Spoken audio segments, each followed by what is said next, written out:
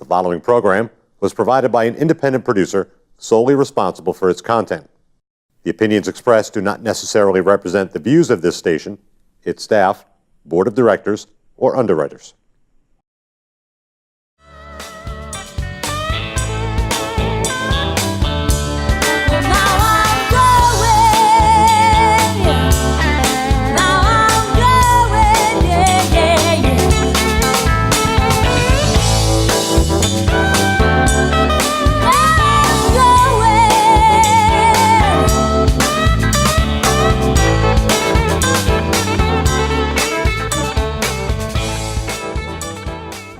Welcome, ladies and gentlemen, to yet another episode of Frankly Speaking. I'm your host today, Frank Zaberick, and today I'm very excited about my episode today. I think I mentioned like several times with several of my guests the past couple of weeks that last month I went to a Christian music festival out of the Gunstock Ski Resort area in Guilford, New Hampshire called Soul Fest.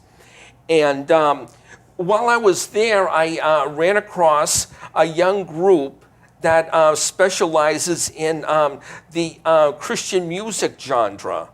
And I often wondered why, some people would want to get involved in the Christian music genre and how profitable it was to, pursue something like that.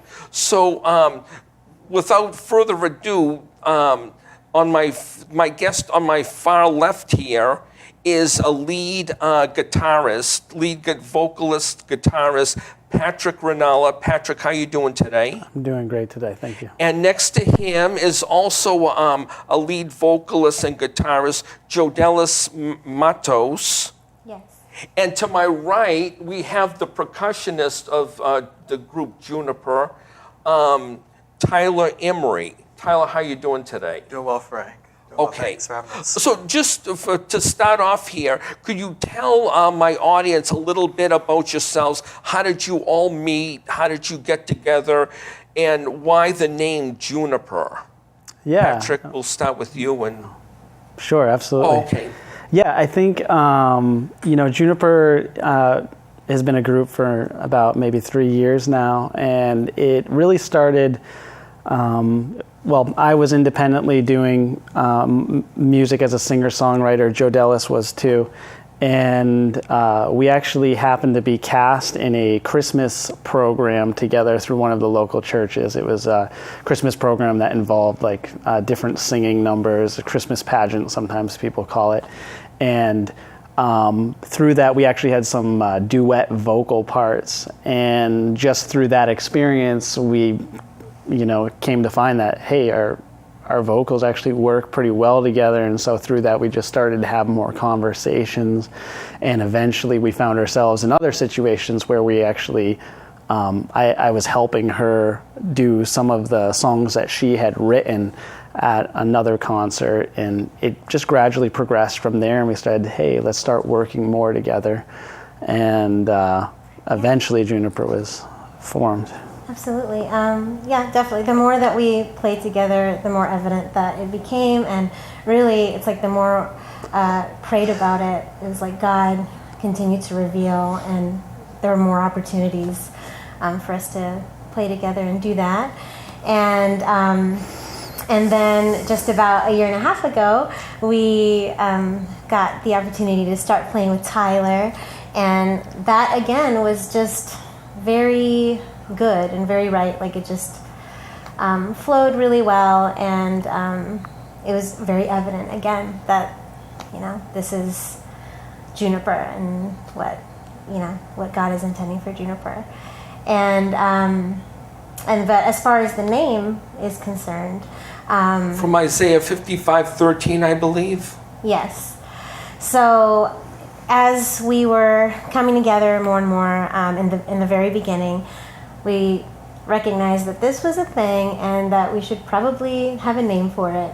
And so, and I remember a friend of mine who said, it's like, as God has showed you, continue to show you in prayer, that this is right, pray about it. He's going to give you the name.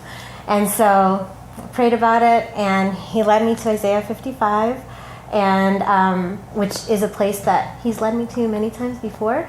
But this time, it was like, as I was reading through it, it was stopped at 13. It was like Juniper, like, and we had conversations in the past about what we wanted, and he had mentioned things like 3 syllables or like something from nature, and it just happened to be all of that. And then when I brought it back up to him, he was praying about it and thinking about it. He brought it to his family, and that was really cool because in his background, Welsh, like it was. Yeah, I mean, I guess part of my Welsh background, Yeah. I guess there is a history somehow with the Yeah. juniper tree. Yeah, there in was Welsh like background. that. As it turned out, his father was like, "Do you know what like plant we held? It was the juniper." So I mean, it was just all of these different things that just were like affirming for him, but too, and we were just like, "Yeah, juniper," and it's also what it signifies is a promise of restoration, and it's like that's what he does, and actually in the songs that we write, there is that theme as well as it turns out. So yeah, that's for juniper. And then Okay. we came from- I know for the percussionist Tyler Emery, Tyler, your instrument isn't really a conventional drum set. It's quite. well, that's why they call you a percussionist. Right. It's an instrument you kind of devised yourself, which you couldn't really buy at Guitar Center or anything like that. Yeah. So yeah, when I first started playing with these guys, I just had my cajon, and for those unfamiliar with a cajon, it's basically a wooden box, and you put these metal snares that you find like on the bottom of a snare drum. You put them inside the box, and then you hit the box, and it makes all these fun different sounds. So I was playing that with them when I first jumped in. One day, Patrick and I were having a conversation about, okay, what's the next step? What if we, instead of buying a drum kit, what if we kind of built one around the cajon? So instead of playing the cajon with my hands, what if we got, a bass pedal that hits the cajon instead of a big bass drum? And well, what if we had a little snare drum that came off of a hi-hat stand and a little cymbal and a wood block or something silly like that? And a few shopping trips later, here and there in different places, and a little construction. And before we knew it, we kind of had, I like to call it my Franken kit. It's a bunch of different pieces from different places that kind of got thrown together, and it came alive, I guess. Amazing, amazing. Wow. It's unique, I'll give you that. It is that, yeah. And, It's a lot of fun. I very much enjoy it, and it is fun to have people who have never seen it before will come up and be like, "What in the world are you? What is this? Can you please explain this to me?" It's very fun. And it gives your band a very unique sound, that's for sure. Yeah, and it Absolutely. keeps it like pretty acoustic. Yeah, Yeah. I think it keeps us. It kind of where we're at right now. reflects our approach to just kind of that simplicity that kind of going back to like your roots almost kind of feel. Yeah. So since your band is like 3 years old, I would assume that you all have jobs aside from being just with Juniper. So what exactly do you do in your professions? Yeah, I mean, we all have, different walks of Yeah. life. I think, I've spent some of my time in the workforce, but I recently just moved to doing something for myself on the side. Actually, I did used to be self-employed as a landscaper, and so I moved back into that area, but in a different arena, so to speak. And I'm a case manager, so Are you like a probation officer? no, it's I work with adults, mainly with adults with disabilities, and, and I manage each individual's like case, and I do answer to like the state and stuff like that, and but I get to use I have a degree in psychology, so I get to use that, and so yeah. So Tyler, what do you do for a profession? I Monday through Friday office job. I'm actually I'm a purchaser for a subdivision of Nestle Waters. So I work in one of the factories, and basically when we make products, I'm making sure that the production team has the stuff like the film, the labels, like stuff like that that's required to to build the product. So yeah, I sit in front of a desk all day and just buy stuff, I guess. And you all have the flexibility. Well, that doesn't interfere with like practicing for Juniper. And also, now you're also worship leaders with your respective churches? That's Yes. correct, yes. Oh, okay. So that must be fun as well as honing your skill as far as like singing and playing guitars and percussions and stuff like that.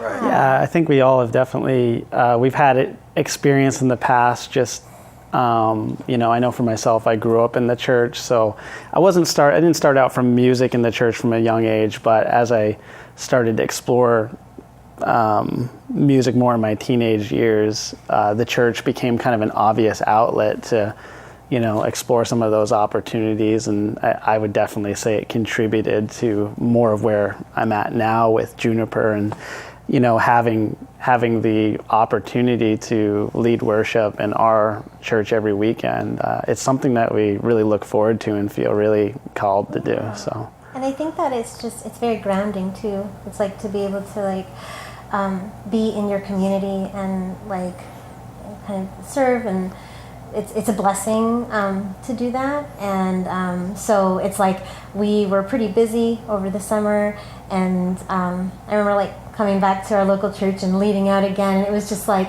this is nice, so it's nice to be able to do that as well. And also as leading out in worship, it's kind of like similar to what we do with Juniper. It's like kind of allowing for people to have that experience with God, and so we love to do that.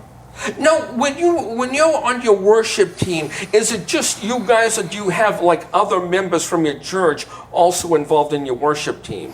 Yeah, so it's not just us. Actually, originally when we were asked to do it, it did begin with us. So that was beneficial for Juniper, just with us working, more together and staying practiced.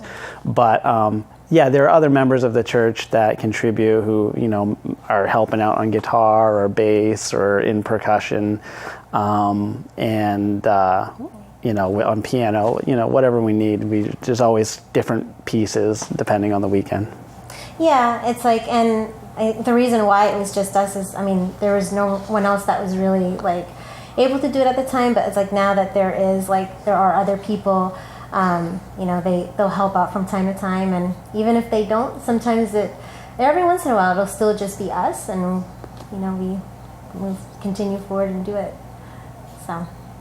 I often think, and this is kind of weird, I usually watch Christian TV quite a bit, and one of my favorite preachers is Jensen Franklin.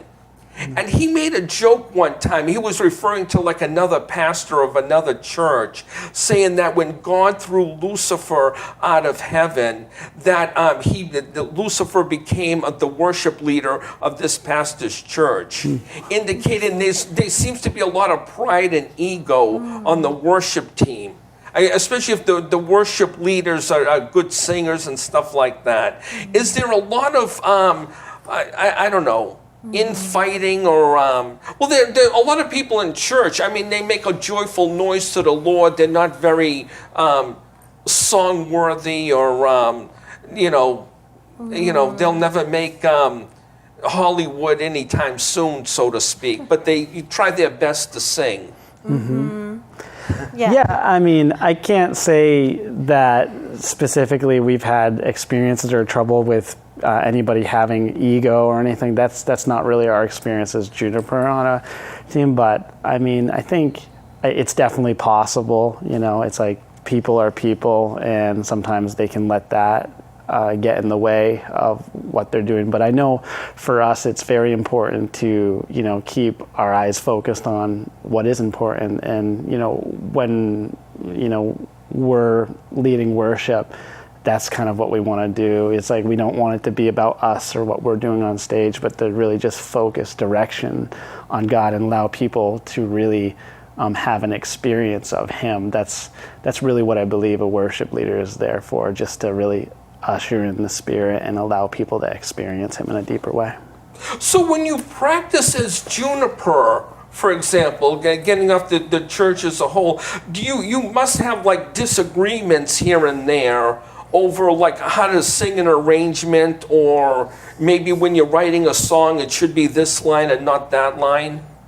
Does that happen occasionally when you practice? And yeah, I guess I wouldn't professional call it, differences. yeah, like I think that we all want to like lovingly like help each other be our best. So yeah, sometimes we will like suggest one thing. Each of us have done that, you know, whether it's like timing or a vocal thing or a we feel very comfortable to do that, and I think like we're like respecting each other as we do it, and it's like there's an understanding with us that it's like so that the song can be the best song that it can be, so that we're not like distracted by any of the like things or errors, or you know, we try to practice and like do our best there, so that like when we're, you know, singing and praising God, and it's like it's not getting in the way of the experience. So, but I mean, absolutely, like we'll, you know, stop and say okay, or you know, we'll have different things that we'll chime in about. Well, I know you're you know, should be more humble and meek than like rock and roll bands, but rock and roll bands are notorious for breaking up and yelling at each other and swinging each other. Right. And I mean, and there is, it's like the truth is that, you know, even from before how you were saying like ego with like Christian, you know, it's like with bands that are, or not bands, but just like Christian. Just like, what am I saying? Artists. Worship leaders, or whatever. It's like, I think we've all seen some of that, you know, it happens, but I think that we, as far as we are concerned, like we're just really aware that we don't want it to be about that or about us. yeah, so, I mean, praise I think, God for that. Yeah, but it's also been, like, we have learned from, like, seeing things too. So, I mean, it's not that it's not there. It is. And it's also a continual kind of awareness of, okay, like if someone's like correcting you, it's like, this is not about you, this is about the song. And you know, that's the thing, you know, with us, like we keep it fun. I know me and Tyler like to joke back and forth lovingly, and but it's all just, you know, we do take what we do seriously. Like, you know, the music is really important. We feel it's an important ministry, but at the same time, when we do it, we want to enjoy it, and I think God wants us to enjoy it too, and I think that's really what we kind of. Okay, so now you two both write songs. Then do you write songs, Tyler? No. Oh, okay. I'm very good at playing along to songs. There you go. That keeps life simple. Right. But so how many songs would you guesstimate that you two have written in the past 3 years in the Christian genre? Maybe close to. I would say close to 15 songs that we've written and probably performed. Some songs that we've written in the past, we don't really perform anymore. They've just kind of been phased out for one reason or another. But we've even talked about trying to, you know, bring them back. And then, of course, on top of the main songs that we already sing, you know, there's always a new idea or a new inspiration coming. And so there's probably, you know, five songs, you know, waiting to step up the plate, for lack of better reference, that are, you know, we just need to take the time to. Right. We have some songs that are like almost completely written, half written, you know, that are kind of like waiting for their turn. And a lot of the time it will depend on. So do you view your 15 songs as, you know, your kids, you love them all equally, or do you have some definite favorites out of those 15? Yeah, no, I think there's definitely some maybe that I really appreciate. It's hard to say that I like a song necessarily more than another. Obviously, I said, like, some songs we don't play anymore, so I think they were purposeful at the time we played them, but the songs we're doing now, like the message of the song is kind of just in line with where we're at now, and Yeah, but there's definitely different songs that we do, like Worth It or Breaking Free, that are really meaningful to me, or there's a song that we do called Please that's really meaningful. It's got a long history. So I think one thing to say too is that a lot of these songs that we write, they're God inspired, but at the same time, they're also drawn out of our own personal experiences too. So when they were written, we really connect with these songs, and So when you write a song, well, first of all, like in your two, I've always been amazed, fascinated by people who write songs, like especially the rock and roll people like Barry Manilow, Neil Sedaka, Billy Joel, how they can come up with the both. Does the lyrics come before the music, or is it vice versa? Does the music come before the lyrics? It's actually been either or in our case. There have been times, there have been times when, like, for example, I'll use Brokenness, where it was the lyric and the melody came, to me in this situation, and then I sent it over to him, and he played music to it, and then we came together and wrote the rest of the melody together, and then so it's like that's how that song was. And then there's other songs that were like Breaking Free started with like just being like in a moment of, it was like a prayerful like just moment, and then like he started playing like this riff, and then he just playing it, and then like he kept playing it, and it just played through the whole thing, and I started recording it because I was like, he's being inspired right now, I'm going to record this, and recorded it. And then I brought it home, and I felt inspired to start like writing to it from just things that the Lord has like brought to me, like seek and you will find, ask you will receive, like that just came. And as I was like, anyway, and then but that song actually needed a pause. It wasn't done yet, but it was like later on when we were going through certain situations, and I was going through a situation where I needed to break free from, is when the rest of the song was written. So it was just like, amazing. And then now it's breaking free, and like a Breaking Free song or something that you really, really like. Do you like have a lawyer or something like that to copyright it and protect yourselves from people like going on your YouTube site or something like that and just lifting it for themselves? Yeah, I think there's probably a lot of concern around copyrights and things like that. And yeah, some of our stuff is copyrighted as an extra measure. Of course, I've also heard that there's kind of a lot of myths around copyright, but really, if you have evidence to prove that you created a piece of content at a certain time, and I guess that's one of the advantage of having YouTube and stuff, because it kind of timestamps that stuff. Copyright. It becomes kind of a natural copyright. So we were told that by a producer once, and so because when I had started like Hallelujah, like copyrighted it right away, and did that, but then talked to a producer about when you're putting it out there, you're the first one to do it. You're also that's also a way of showing that it's yours. So okay, there's different forms. Wait, time flies when you're having fun, I'll tell you. Wow. I was told by my producer that we're almost halfway done here. And as a break here, to give my audience a little sample of what Juniper, the group Juniper sounds like, we have a video from a YouTube video, I guess, Invitation to the Thirsty. What's that? Is there any particular story or testimony behind that song?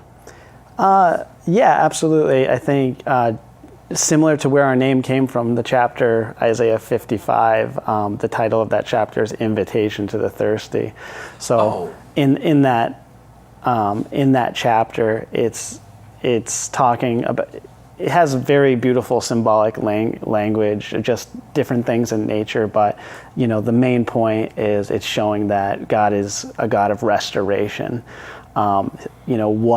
Similar to what the rain does when it comes down and waters the earth and plants spring forth, or the juniper tree springs forth, is similar to what or is exactly what he does with our lives, is that, you know, he can take something, take our lives and, you know, renew us, restore us from wherever we've been, you know, whatever darkness or even, you know, spiritual death, so to speak.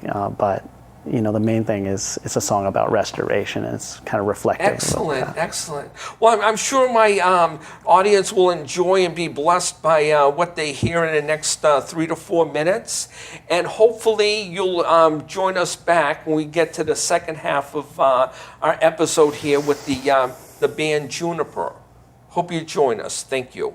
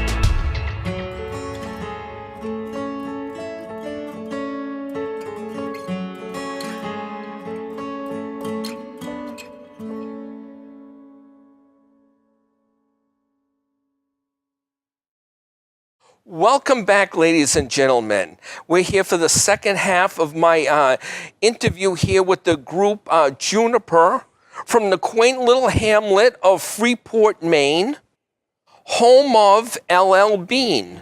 That is true. And Jodelis told me that you were once an employee of LL Bean. Yeah. Did you get an employee discount on their stuff? Yeah, the employee discount was pretty awesome. They have an e-store, so employees could shop there and get like really awesome deals. Wow. Now, if you shopped out of their outlet in Freeport, Maine, is it cheaper than going to their catalogs? Or is it the same price? The outlet store? Yeah. Oh, well, the outlet store is probably going to be cheaper than like the regular price of things because it's the outlet. And so I think the outlet is cheaper. Okay. Yeah. And Tyler here, now you're from Portland, right? Yes. You live in Portland? Yeah. So how many miles is Portland from Freeport? I mean, it's about 10, 15 miles. It's about a 20-minute drive to get to practice. Oh, that's not bad. It's not bad. Yeah. That's not bad at all. Okay. And Jodelis want to mention also that the video we just saw, Invitation to the Thirsty, was created by Tyler. Yeah, it was kind of a little project I messed around with once upon a time, and I got bored one night just, watching Netflix or something, and decided, well, I kind of want to contribute more to the ministry than just hitting stuff with sticks. So figured I would create the video and see what their thoughts were. And they were like, let's put it up. And, the rest is YouTube history, Right. Amazing, amazing. So I noticed on your website, which I highly recommend everybody to check out, junipermusic.net. That's correct. Yes. And it mentioned that you, Jodelis, experienced singing the national anthem for the Portland Sea Dogs, as well as some type of clam festival in Maine. Now, why was there a reason that you went solo versus then taking Juniper with you, your bandmates with you?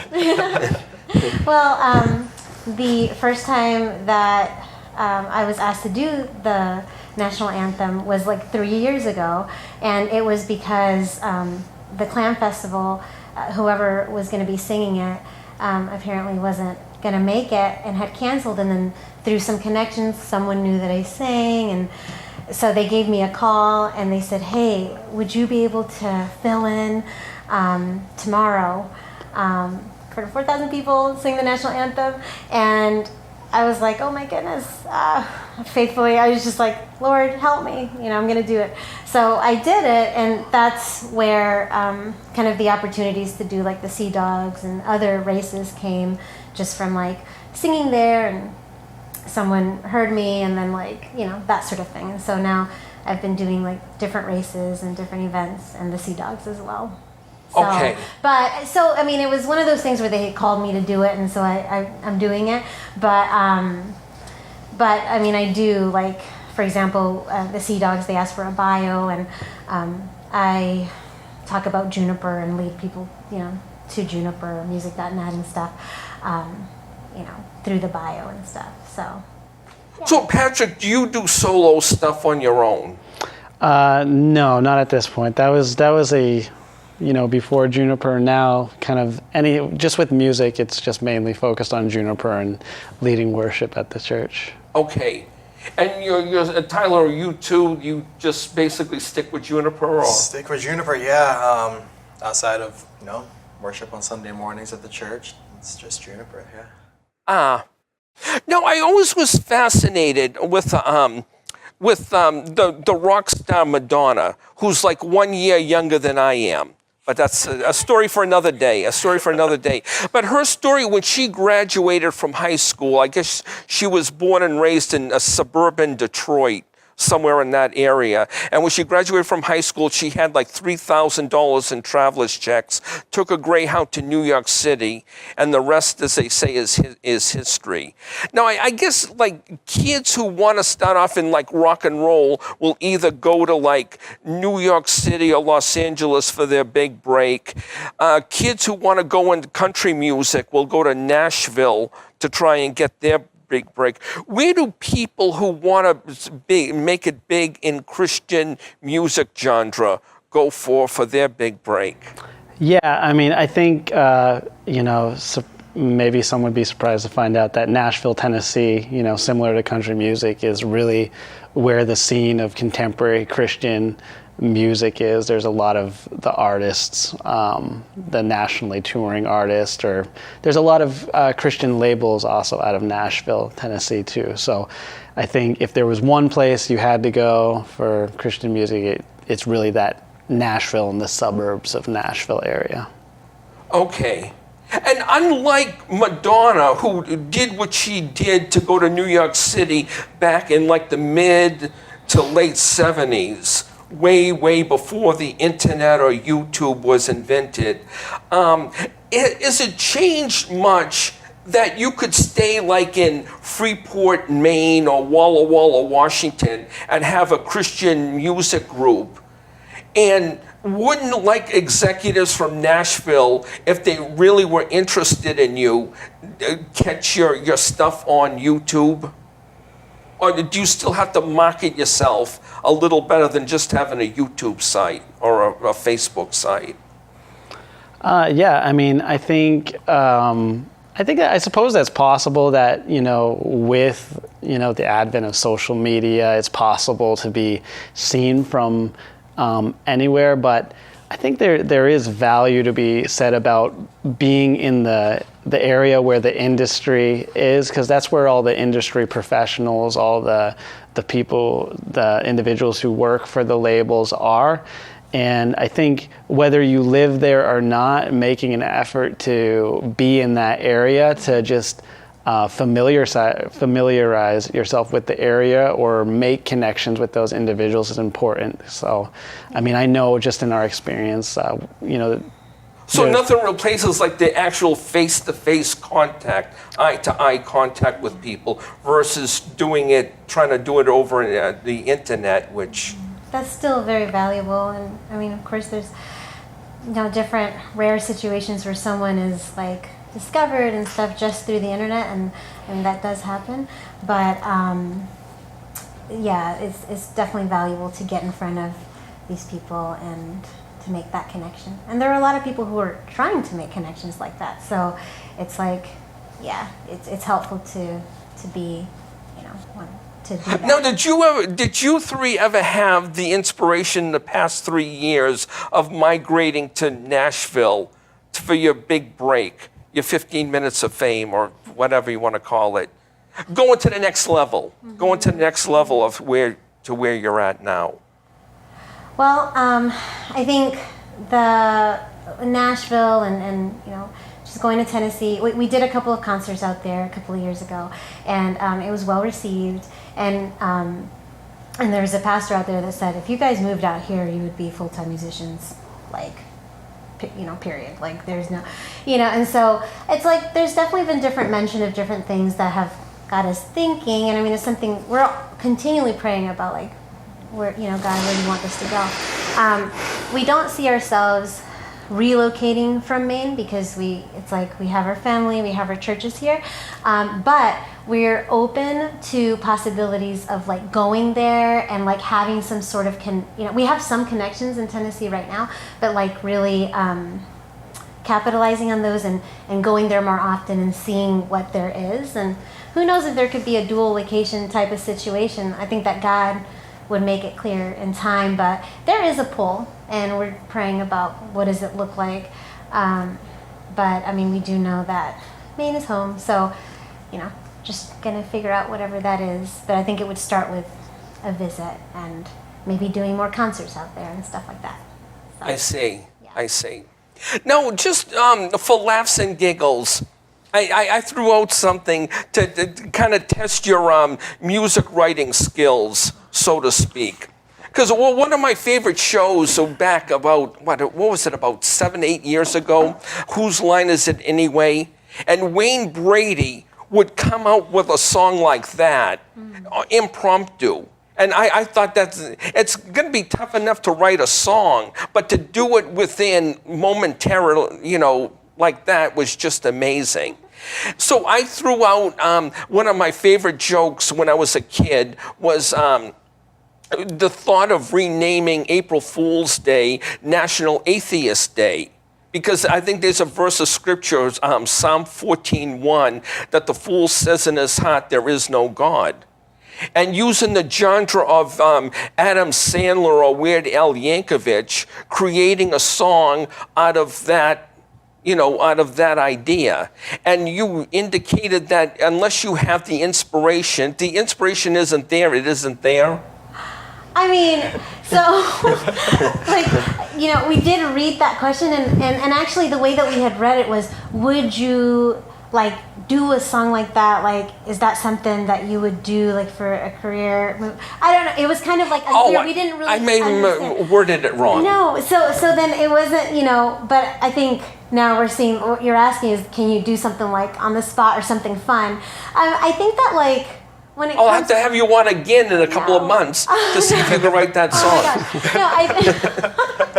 I think that when it comes to, our music is based off of what we're inspired to do, but we have fun with impromptu stuff all the time, and actually all the time. But when we when we did the concert, our last concert in Tennessee, Patrick came up with that same day he came up with a kind of an impromptu Chattanooga soulful thing that he ended up playing later, at the concert and stuff. So there is, we have fun too, So, but anyway. Oh, okay. Okay. So yeah, I think we just misunderstood the question or something, but.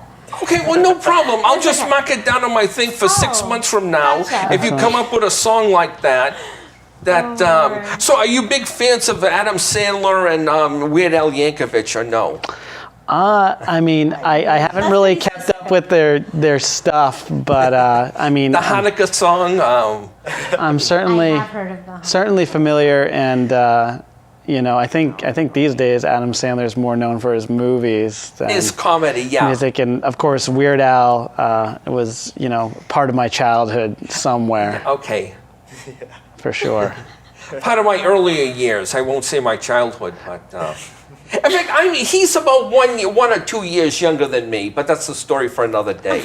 Right. Him, me, and Madonna are about the same age. No, but okay. But one thing that hasn't really been tested, it seems, is the Christmas music genre. It seems like, in a couple of months we're going to be hearing these songs, mostly about Santa Claus, Frosty the Snowman, Rudolph the Red-Nosed Reindeer.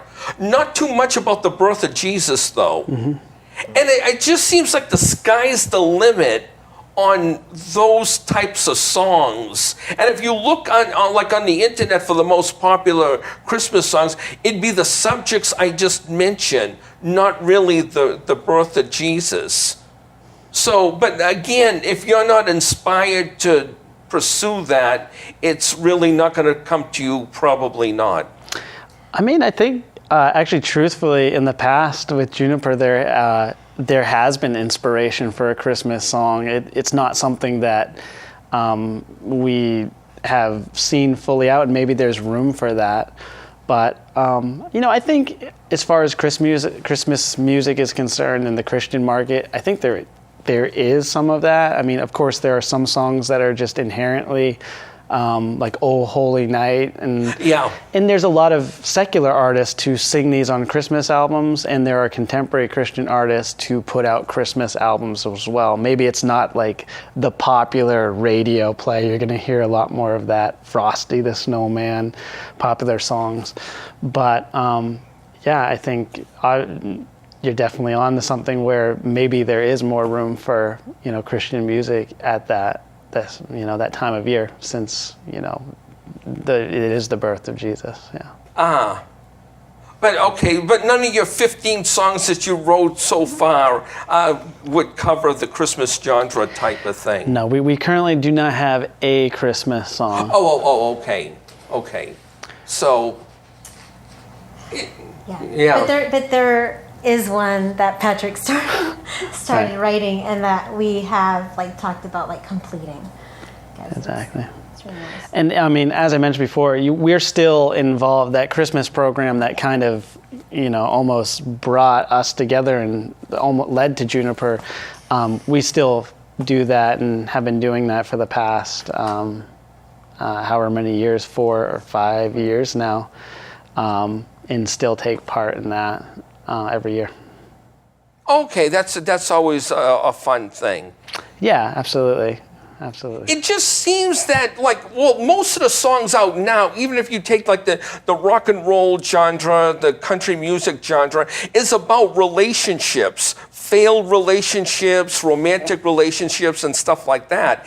And when it comes to, Jesus Christ and his objective on earth and stuff like that, his objective for our lives, it just seems, you have the old classic hymns and stuff like that, which from written way back when, but not so much, it seems, when you compare to Jesus or God type or Holy Spirit type songs. Mm-hmm. I don't know. Not necessarily Christmas, but, maybe an Easter type song, or, I don't know. Mm-hmm. It just, I don't know. Yeah, I think maybe just... the Christian market, maybe it's smaller, but, I think there's a lot of positive things, I've definitely seen out there. There's a group called Hillsong United, who's a popular worship group, and I remember maybe a year ago seeing them on the Today Show performing, and to me that was a huge to see them on national television performing, pretty, there's no doubt about it, a Christian worship song. Similarly, you get For King and Country. They performed on Jay Leno, was a year or two ago. And they're also big front runners right now, kind of spearheading this Christian or Christmas music, focusing specifically on the birth of Christ and the Christmas story. One of my favorite Christmas songs of all time is actually called Baby Boy, and it's a song they wrote a couple years ago. And I think that, if we collectively as Juniper and other members of the Christian music world can kind of follow by example and be that light, that encouragement for people, and kind of that showing the true meaning of Christmas, as people like to talk about around that time of year, is we all talk about the reason for the season. I think that obviously there is a lot of opportunity, like you said, to show that message through a medium as easy to absorb as music.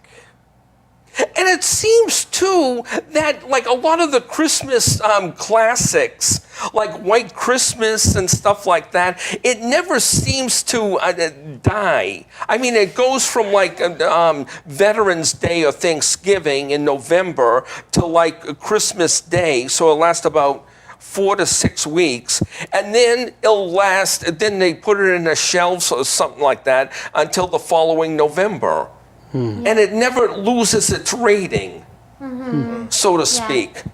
Yeah. And I'm just saying that if you had one great Christmas song that you can identify with, you could probably keep your popularity going for years and years and years and years. I suppose so. Yeah.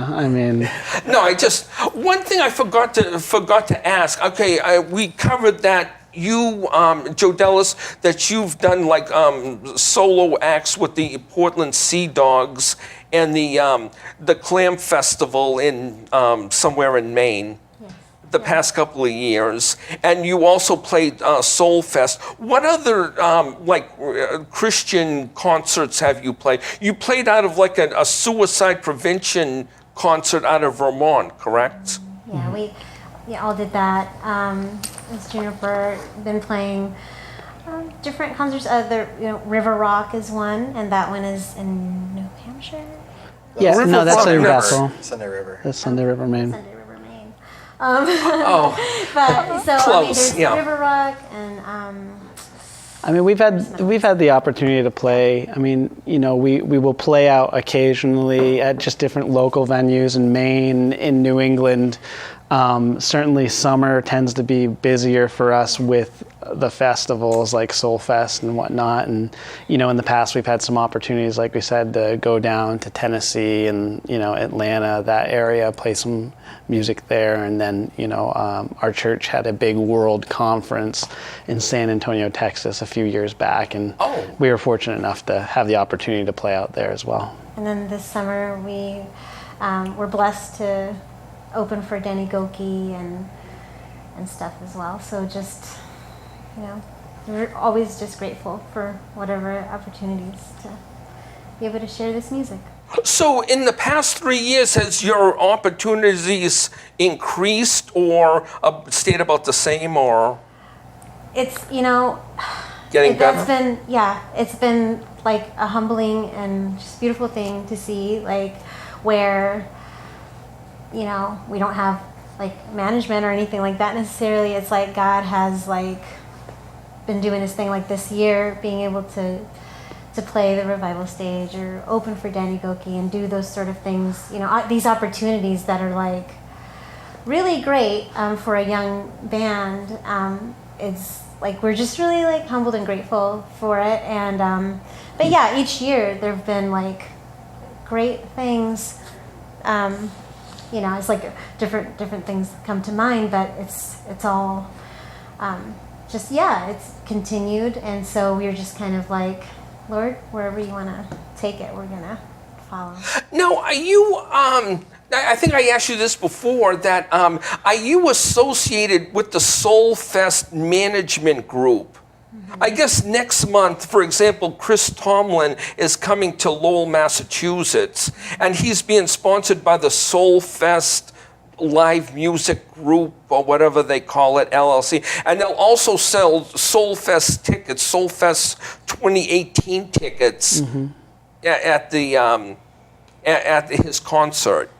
Yeah, I mean, no, not specifically. I mean, I know Soulfest and their management group, they're basically, they promote different concerts, Soulfest being their one of their bigger events. So we were just really blessed and honored to have the privilege of, the guy over there, Dan Russell, who heads the group, just to have the opportunity for, them to invite us to Soulfest to play. So. And they're the ones who set up, like the Danny Goki, that was through Soulfest and stuff like that. So. Okay. Yeah. So did they give you a choice if they like you better? Is the revival stage the main stage at Soulfest? It is the main stage. Mm-hmm. Yeah. It is the main stage. And you did play there the first day of Soulfest, correct? That's correct, yeah. That Thursday. Yes. Mm-hmm. And then Friday I saw you at the Mercy Street. Mercy Street Cafe. Yes. Okay. Yeah. Okay. Love that stage. Yeah. It's fantastic. You can get out of the sun. That's the Yes. one where it's 105 degrees. That was the best part. Tell me about it. So my producer told me we only have like about 3.5 minutes or so left. Is there anything that we've talked about which you'd like to elaborate on, or anything we have not addressed which you'd like to bring up? I mean, I don't know if I have anything specifically, but I would want to make sure that if anyone wanted to find out more information about our group, that they could definitely go to our website, junipermusic.net. And of course, we're on all the social media areas, Instagram at juniper.official, and Facebook, you can find us. In YouTube? And in YouTube, yeah, you can find us on YouTube. So we're out there. And of course, if you go to the website, you'll get links to all that area. Oh, that's true. It'll link you to all those, the good stuff. Exactly. That you're available. And as it stands right now, Soulfest 2018, well, I don't know if they've invited groups to play there next year, or if it's too early for them to invite groups. But do you foresee yourself playing there if you get the invite? Oh, yeah, we'd love to. Yeah. I mean, absolutely. We would love to play again. No doubt. Oh, yeah. Okay. Yeah, for sure. So, okay. So thank you very much for coming all the way down here from Freeport, Maine.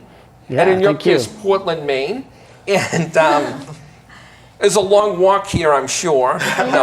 Right. No, well, yeah, and we want to thank you for giving us this opportunity to Yeah, absolutely. share about the ministry. Thank you for inviting us, and we really appreciate it. Okay, no problem. Yeah. And if you come like big and famous, like if you one biggie like Chris Tomlin, "How Great Is Our God," something we'll have to have you back here on the show to. Yeah. Or if you Certainly. come up with that song about National Atheist Day on April 1st. Oh my goodness. I'll definitely have to have you on the show. So with that, I hope you enjoyed our show, ladies and gentlemen. Thank you very much, and hope to see you again. Bye-bye.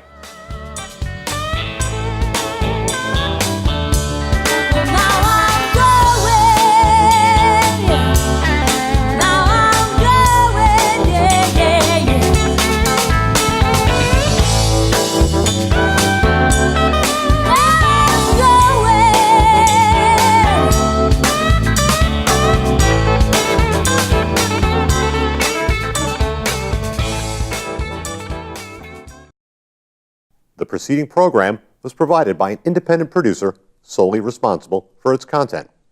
The opinions expressed do not necessarily represent the views of this station, its staff, board of directors, or underwriters.